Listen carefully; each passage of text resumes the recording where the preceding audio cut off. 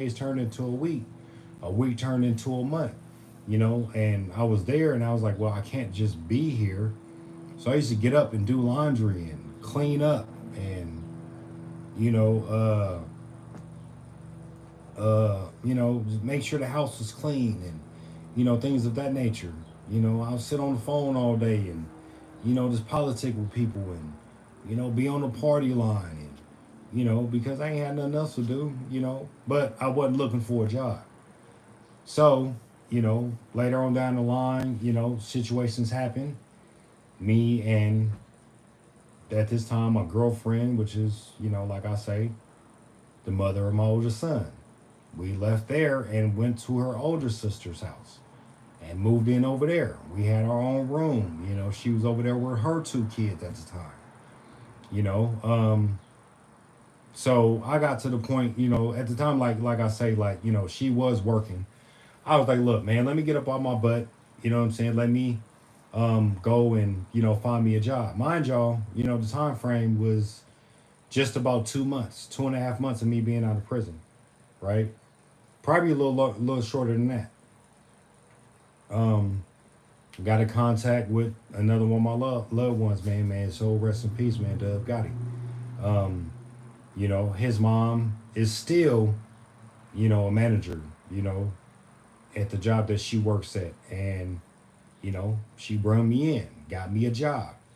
With that job, we was able to go get our first apartment. You know, which later on down the line, she finds out she's pregnant. I was at that job for so long. I left that job. I found another job. But I say that to say this, man. I feel it's my duty to speak. You know, um, I've done a lot in my lifetime.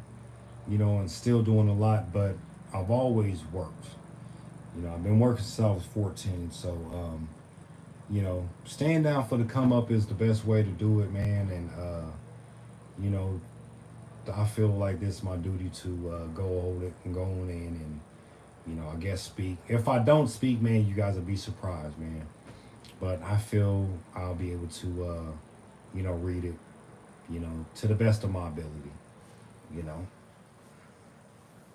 You know, you know, it's going to come. It is going to come. But like I say, man, I'm not going to talk y'all ear off. I appreciate y'all for being here with me. I'm gonna go ahead on in and get my morning started. Which it's already been started since I've been up a little bit after 7 o'clock this morning. But yeah, always, man. I am gonna speak positive. Um, Everything that they did was out of pure love. It wasn't hatred. Not, well, I would hope it wasn't hatred. Which I honestly believe it wasn't. You know what I'm saying? But it just prepared me for the person that I am today. Look at me now. Like, I'm in my 40s, living in, taking care of my mom, and doing things for her that she can't do for herself, which is bringing groceries upstairs, carrying things downstairs for her that she can't, moving things around the house that she can't move, and fixing things that she can't fix. So, you know, anything to help, right? Anything to help, So if you're able to do it, nah, for real, Ash, it's all love. Oh yeah, without a doubt. One thing about them, John Wright, is they know I'm gonna be myself. you know, I'm gonna share a couple jokes. You know what I'm saying? I'm gonna share some heartfelt things, memories and all that stuff.